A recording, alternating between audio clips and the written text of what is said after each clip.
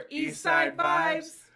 Today we're going to talk about an artist who I've been excited to talk about because he's been one. I think he's been one of the most underrated artists.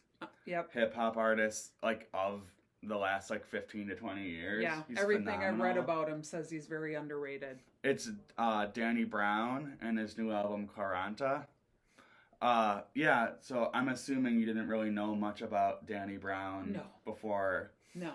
Before I decided to talk about him. Mm-hmm. He's one of those people where I call him a rapper's rapper, or maybe even an artist rapper, where for some reason he just, not really for some reason, it's because his music is a little eccentric, I would say. It's not, it's off mainstream. Yes.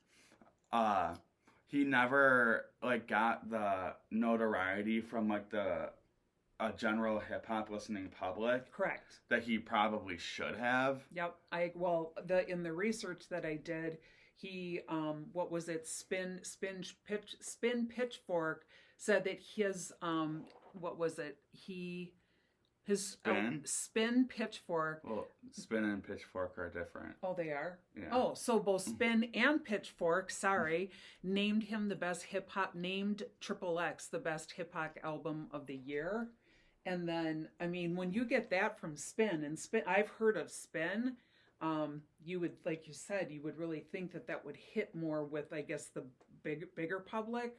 And the other one is, I was telling him, I can't remember what men's magazine it is. It's kind of like the Vogue for men. He was actually on the cover of it, as rated as one of the best rappers of whatever that time is. But he's just not hitting with the general public, which is weird. He's pretty popular, but he's never had a number one album. And right. He talks about that on this album, yes. And probably how he's never going to right. have a number one album. Well, because he talks about just, I am who I am, and I'm going to rap about what I'm going to rap about, and you can tell he doesn't want to conform to whatever's going to make him number one on the Billboard chart. It's interesting if you compare someone like Kendrick Lamar to Danny Brown, because lyrically, I would say they're pretty similar. Or Danny Brown, this is saying a lot, but he could even be a little more lyrical than Kendrick. Or I don't know if he's more, because Kendrick is very insightful. Right. But he's pretty close. He is pretty close. Well, he toured also. He was the not backup, but he toured with Childish Gambino for a while too. Who's actually another artist who is very insightful and lyrical, but whose sound resonated with the public more. Yep. And Kendrick has one reason that Kendrick is so popular is he's been able to mesh popular hip hop sounds with what he does lyrically, and Danny Brown just never really wanted to do that. He also dresses different. He looks way different. He's from Detroit and has a very Detroit attitude to him, like a screw the world type attitude. It is. So I found that he thought he was going to be signed with 50 Cent's G Unit album, but apparently he didn't sign with him because 50 Cent, I guess he didn't he wasn't the mold that they were looking for. And a big reason why, he actually said this on MTV. Danny Brown said it was a real thing. 50 was with my music. He just didn't sign because of my jeans. Because he wears, I guess, fitted jeans and stuff like that. And he liked the music, but he just didn't like the way I looked. And I understand where he was coming from. But he said, but you got to understand where I'm coming from. I'm from Detroit. And this is what it looks like to be from Detroit. So I've been into Danny Brown for a really long time, literally since I was in high school. Before, you mentioned XXX, before that album actually came out. Yes. I liked him when The Hybrid came out, which might be considered his first studio album. I think that's what they said, yeah. But, I discovered him back in high school when I used to watch all these rap interviews. And I've always thought that he's one of these people that's just, he's so cool and so different, and he's so real. Yes, I said raw. He was very raw, and I appreciated that about him. Being from Milwaukee, who has a very similar, or the city has a very similar feeling to Detroit, I feel like maybe that's another reason why I resonated with him, because he's very big here, Danny Brown. Just an interesting thing, he mentioned Triple X. So I saw that the title Triple X actually referred to his age of 30. So that's why there's the three X's. And then I found out, but you found added to this that Quaranta is how you say it in Italian. And apparently he titled it that because he's now in his 40s. But you found something a little different with that too. Well, I had read also that it has something to do with, or he picked that title also because he wrote a lot of this album while he was in the quarantine. Yeah, while we were COVID quarantined. And that's why it has a little bit of a sadder feeling to it, too. So that's obviously the title is a double meaning. Right. You know, you mentioned Triple X, or we keep mentioning Triple X. I don't even think that's his best album, even though it's considered, like, rated so highly. It is.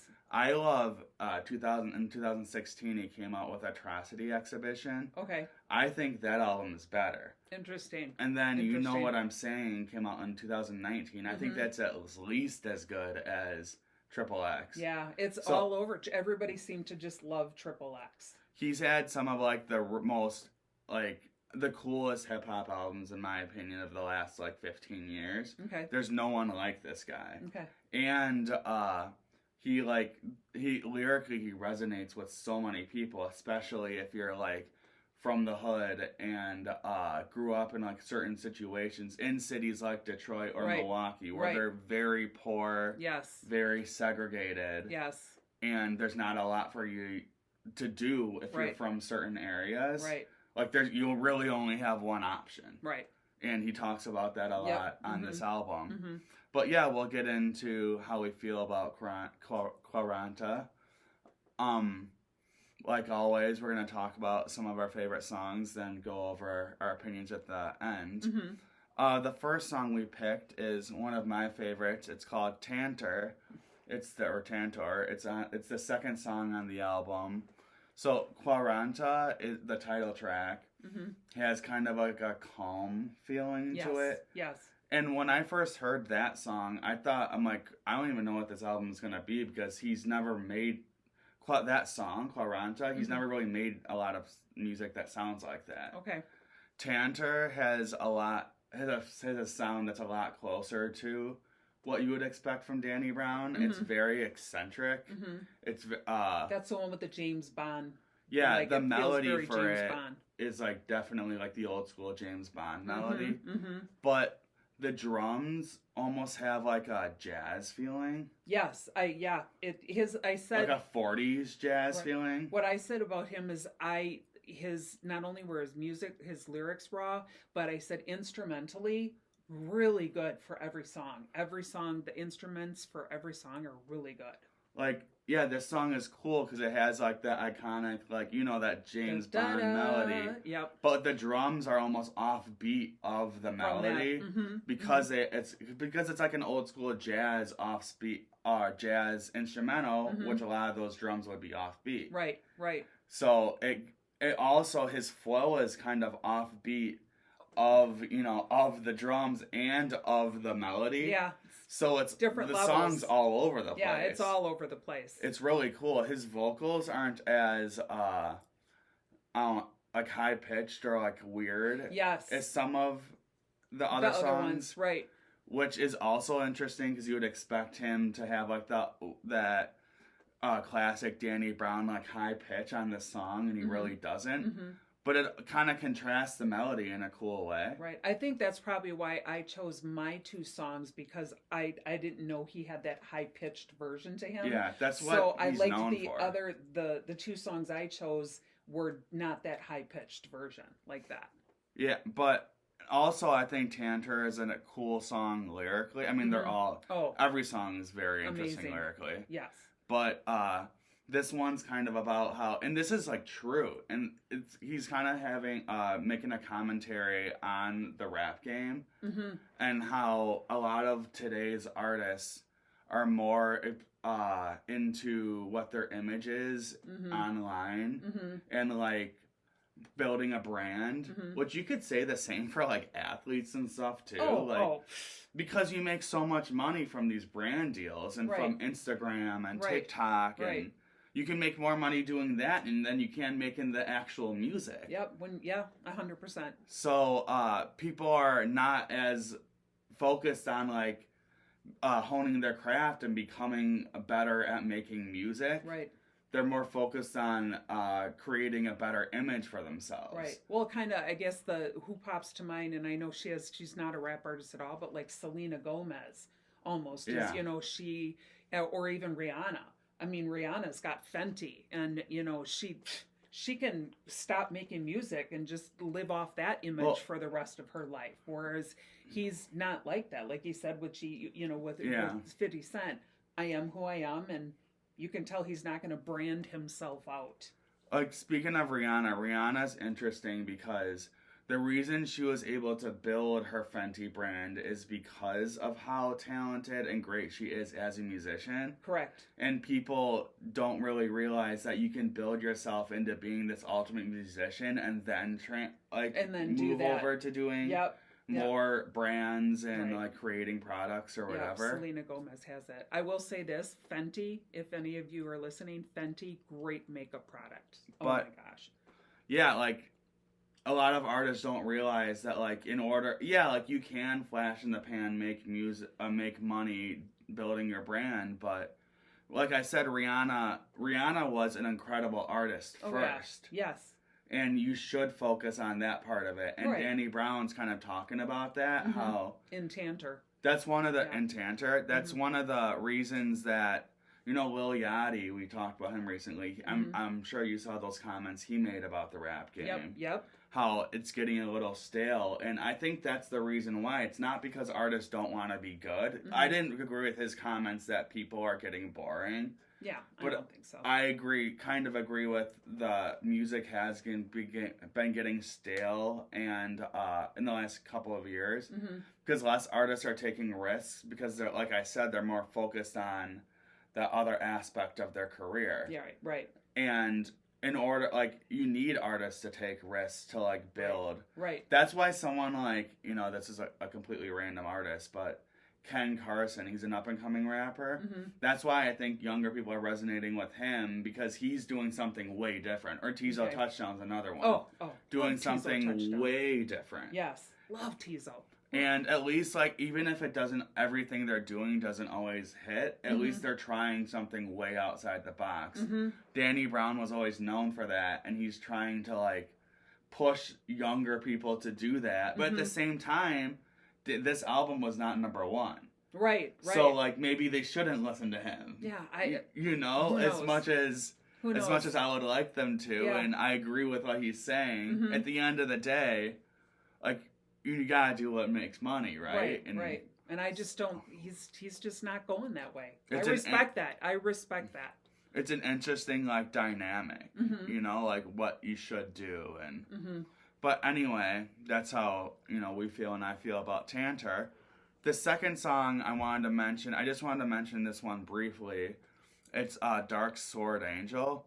One, I love that title. It's referring to anime, but Oh, I didn't know that. See? There you go. This song has a sound. I could see this one being the most favorite of a lot of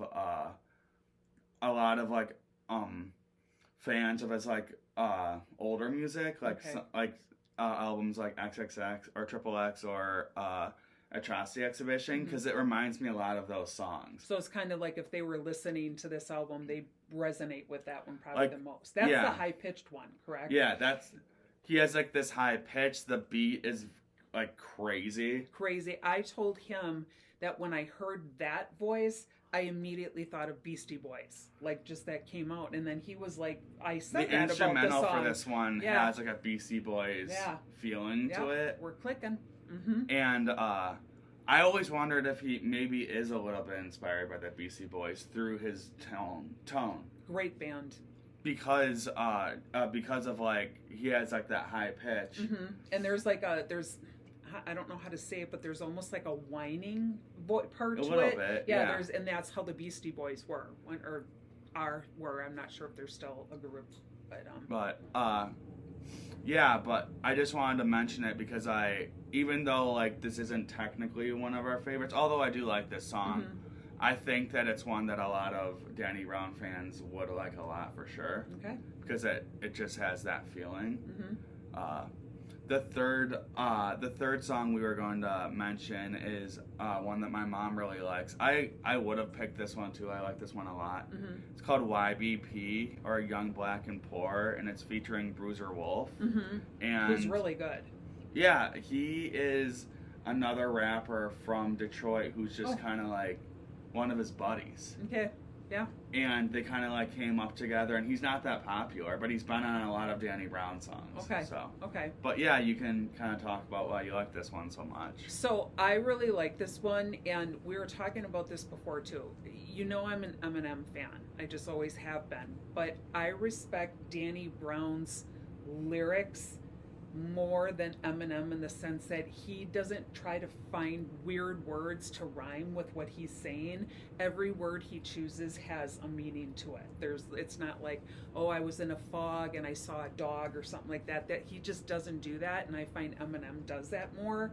And maybe that's why he's so popular. Who knows? But with this song particularly, he is just plain out saying, unless you've been young, black, and poor in Detroit, you're not going to know what it's like to live like that. And like some of the lyrics, and I have to be careful on what I'm saying here.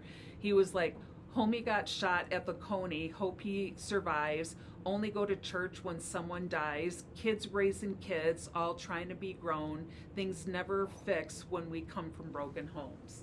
You know, and that's just every word has a meaning to it. There's nothing that's just thrown out there, and you really think, wow, if you are not living that life, you don't get it. You don't get it, and you never will get it. This is a song that I could see people, you know, I mentioned how Detroit relates to Milwaukee, that people from Milwaukee resonating to. Oh, 100%. Because I'm blanking on, is it Zone 5? The police zone that's right around the police station on Locust. Yeah, I think that's Zone 5. Zone I'm pretty 5. Sure. Yeah. Or there's a documentary on YouTube. It used to be on Amazon. I'm blanking on what the zip code is, but the name of the documentary is this zip code. Oh. And it's about how that zone has the highest incarceration of black males in the country. Yeah, if you drive past it, you can. Just because it's a very, very poor area, and those cops, and I mean, I'll say they're racist in that area. And it's always been known for that. Like, I remember when the George Floyd riots were going on, and how, like, they had the police, they had literal tanks outside that police station because people were trying to, like... They were trying to break in. They weren't trying to break in. They were just trying to protest it. Yeah, I know, and I mean... You got to be careful with what you see on media, you know, because they might show an image and it's really not happening. I do remember in that area, they also put those big, huge cinder block things out on the road as well, because they just didn't want people driving by there. And there was a lot. I mean, we live in downtown Milwaukee. Okay, we both live in not that far from where that is. I used to live very close to it, but we were out like for a couple of the nights, like we went out and like watched kind of participated in the protests and stuff. I remember the first night actually. Right, and what was happening there is so much different than what was happening down here. I mean, just the way or in downtown. The way downtown, just the way things were and all that. It doesn't even look like the same city. No, it's actually kind of insane. No. But so yeah, that's my view of Young Black and Poor. That I really, as far as like how the song goes, I really like one has, I call it like modern G-funk. It reminds me a little bit of like this artist called Shoreline Mafia. These like California artists who are inspired by like Dr. Dre style instrumentals. Okay. but they make it modern, like Okay. trap. Yeah. And this song has that feeling. Okay. I also really like how Bruiser Wolf's voice contrasts Danny Brown so much. Right. It's Right. like a lot deeper. It is, but again, I liked this song because it wasn't that Beastie Boy, and I like Beastie Boys, but the tone of it, I don't know if that's the word. I don't know if that's the word to say, but it was lower, and for this song, that was really important. I feel. Yeah, yeah, and weirdly, even though I like Danny Brown's lyrics better, Bruiser Wolf's voice probably Yes. sounds a little better on this instrumental. Yes. The fourth song we picked is Jen's Terrific Vacation, featuring, I think it's like Casa Overall. Okay.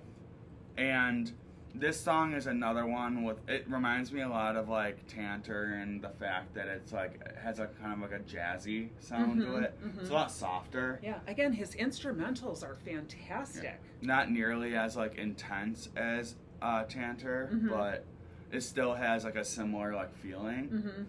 And I just think it's a really interesting song because, once again, it reminds me of something that's happened in Milwaukee.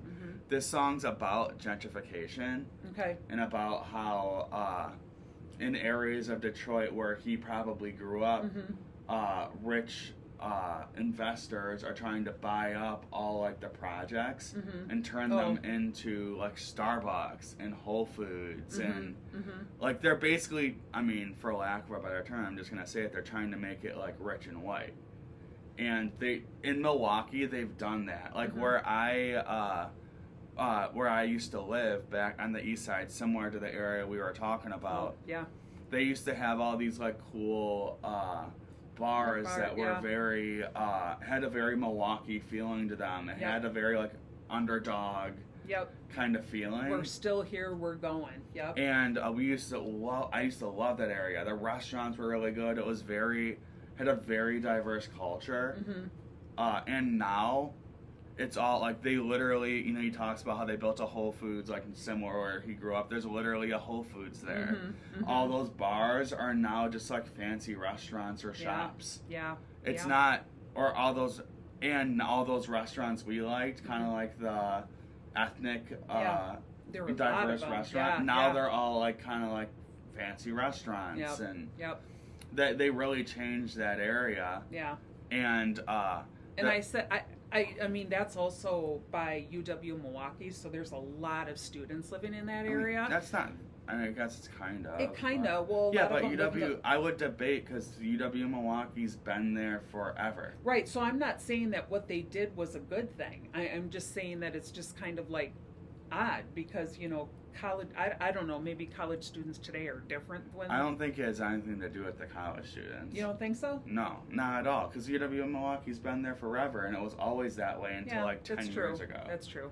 No, I think this has happened in a lot of cities all around the country. I know you said you didn't watch it. That show Shameless, there's like a whole season dedicated to it. I'll have to. Everybody raves about that show.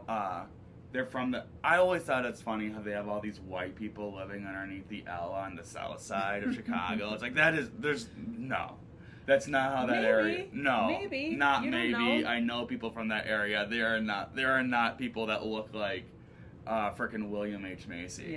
That live over there. Yeah, you won't find them by Cabrini Green or anything like that. Yeah. You just wouldn't. Yeah. But anyway, because that's besides the point. They in that show, there's like a whole season dedicated to how these rich investors are buying up all the homes and all the shops, and they're trying to make it, like, I think literally there's an episode about how they turn something into a Starbucks and they get all mad. And there's like a fight between the locals and the people who are trying to move in, and how it's getting like, I'll say it's getting rich, and the people from that area can't afford to live in their homes anymore. Right. Like, this is a little besides the point, but I don't know if you've heard this is happening in Hawaii, in Maui.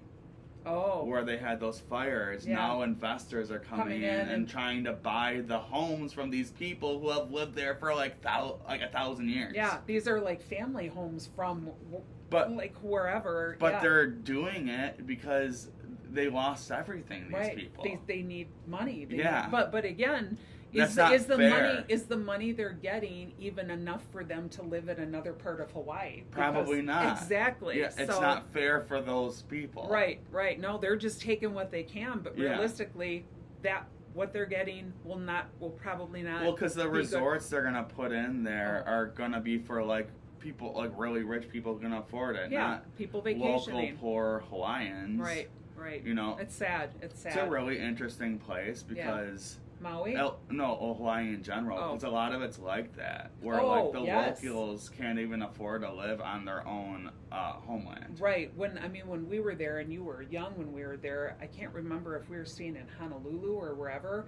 That was very, very much like wealthier and all that stuff. But then I remember we went to some other islands, completely different. Just that was Hawaii. The other islands were Hawaii. And they, I think, were more interesting.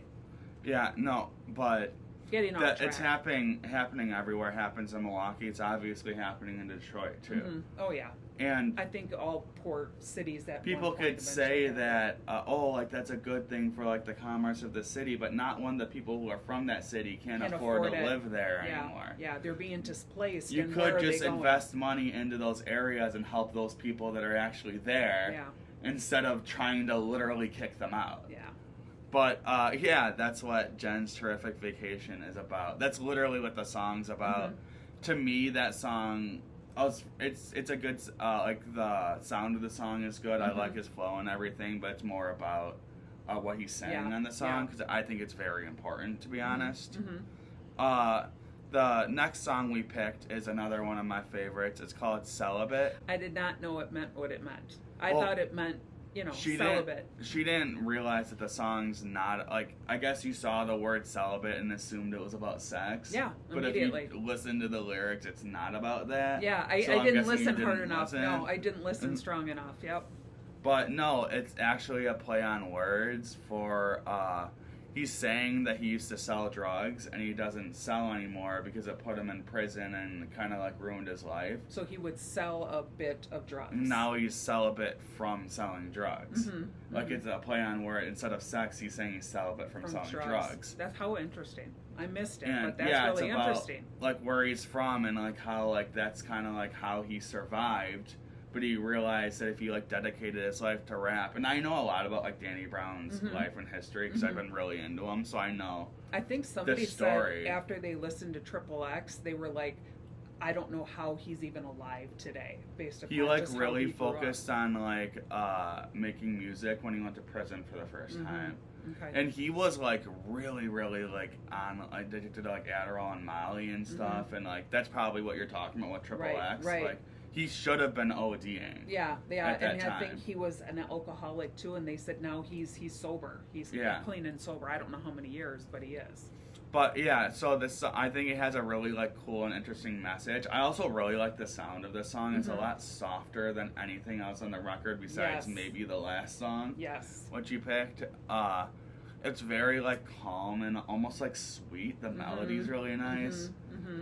And it just has like this it has like almost like a hopeful mentality. And Mike's verse is also very good. I really like how his voice, once again, contrasts Danny Brown's higher pitch. Mike has a very low tone. Okay.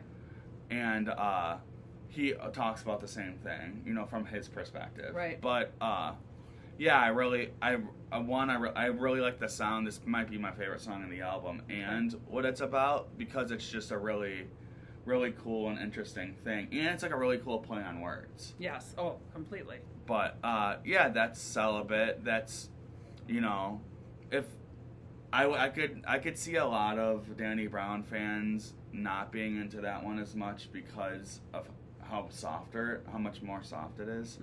But I think it's a really cool switch up from what like he's known for. And again, for me, not knowing anything, I like those softer songs, and that leads us into our sixth song. Yeah, it's the last song on the album, Bass Jam, which I would expect a song, but especially by Danny Brown, be called Bass Jam, to have like a very upbeat and like intense sound, but it doesn't. No, you would think there's going to be a lot of bass in it, and it's going to be like a hard hitting song. I mean, not at all. It has bass, but like not the bass that I expected. Boom, It's boom. not an 808. It's bass guitar. Right. That's what drives the instrumental. It's just like a groovy bass line. Yep. And that's basically the whole instrumental. Yep. Yep. I think there's like light drums too. And now this one was one of my picks, and there's just one thing to say about it, plain and simple, is the fact that he's thinking of memories of, you said it was his mom. His mom would play all these different kind of records and albums and stuff. And so he is having, his memories are full of enjoyment listening to all that different kind of music. So maybe that's why you have such a diverse type of, instrumentals going on there, because he was relating them to the songs that he would listen to. He like specifically mentions like Anita Baker on this song, and there's a couple other artists. Yeah, yep. And like this song's interesting because if you were to listen to Danny Brown, especially some of his older music, you wouldn't think that he would be into this kind of music. Mm-hmm. Like you wouldn't like listen to Danny Brown and be like, oh, this guy likes Diana Ross and Marvin Gaye. Right. Like, right. That has nothing to do with what his music, but like it's cool that like he someone reflected on it. Yeah, someone who's like into that, would make the kind of stuff that he's normally known for making. Mm-hmm. And like you said, it's just cool how he's reflecting on the music that his mom used to play. It's funny, we have this Prince thing behind us. One of the reasons I like Prince so much is because it like reminds me of like doing stuff with like you growing up, my mom, because like that's what it makes me think of. And it like like I was sad when Prince died, not necessarily because I was a big fan of him, but not I didn't grow up listening to him, right, but because it just makes me think of like good memories of my childhood, and that's obviously what Danny Brown is talking about on this song. Yep. But yeah, that's the last song. That's our last song. That's the last song on the album. That's Bass Jam. And is there anything more you have to say about it, or no? It was just it. You knew what it meant. And I just thought it was very sentimental and just kind of going a different way than what the other songs did. But it was still real. It was very real, and he was just talking about how he had these memories of the music his mom played. Yeah.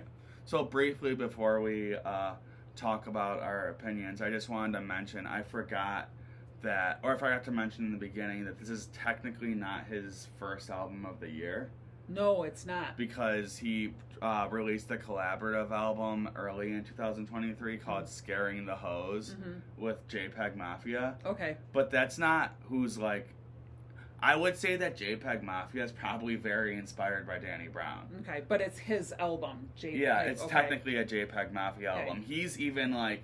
If you think Danny Brown pushes the envelope with music, that guy does it like 15 times more. Wow. His music has a lot of very industrial sounds to it. And that album is like an electronic industrial album with like rapping on it. Yeah. I respect, I really respect what Danny Brown is doing. I really do. Again, I'm just going to go back to Eminem. I think and even now today, he's sold out. He's doing what he knows will still make him famous. I think he's sold out like a long time after ago. The first album. Yeah, he's doing what will make him popular. He's not willing to do it. I mean, just like with being, like I said, signed with 50 Cent, he was not willing to change who he is because that's what he raps about. And maybe someday it will hit that big thing, but if not, people who like him will always like him and will try, like you did, share him with other people. I'll always love him. I picked this because I wanted my mom to listen to it, and I just listened to it because it's Danny Brown, and even if we don't get as many views or something on a Danny Brown thing, I wanted to talk about it because I love Danny Brown. Right. And FYI, he is going on tour in 2024. I've seen him, but I definitely want to see him again. Yeah, yep. I've seen him a couple of times. He's so good live.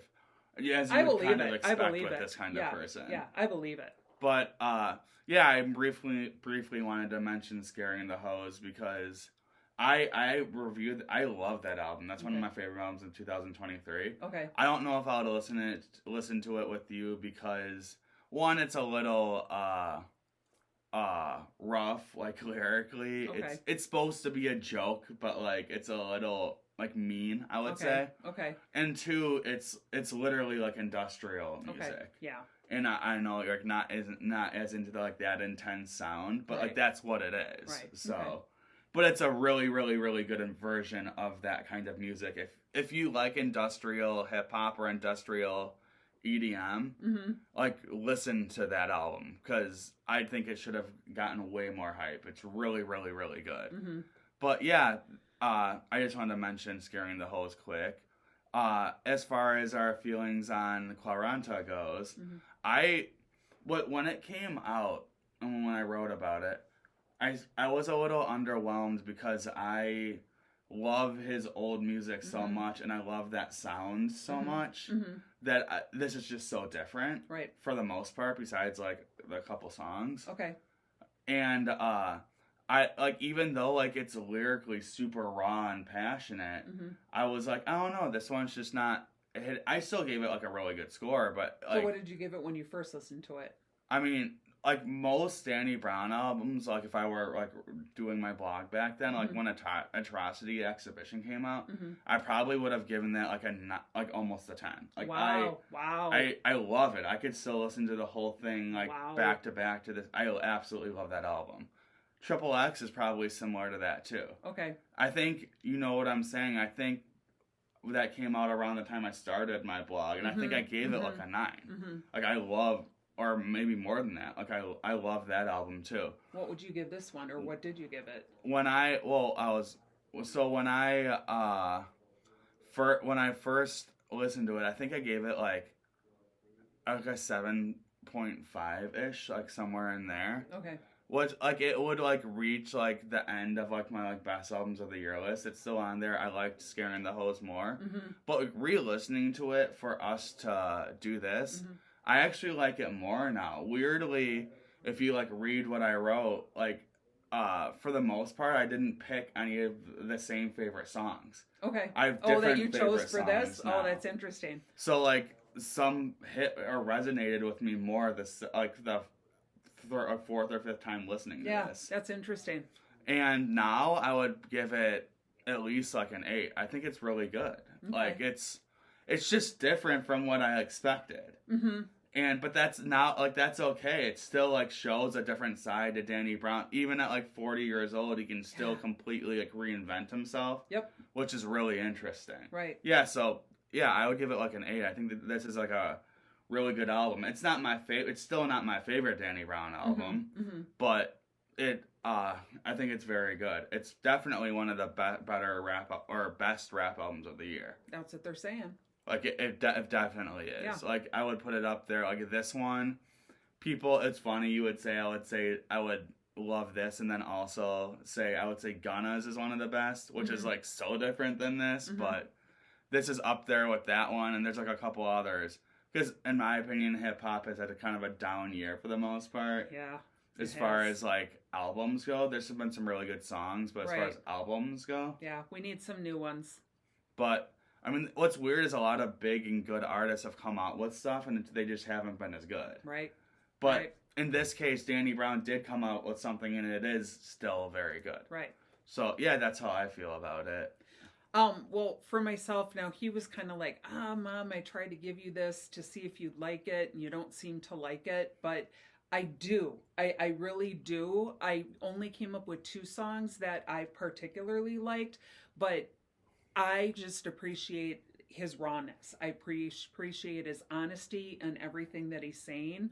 So lyrically, I would probably give this a 9. I mean, Yeah. lyrically, He's always lyrically going to be great. it's fantastic.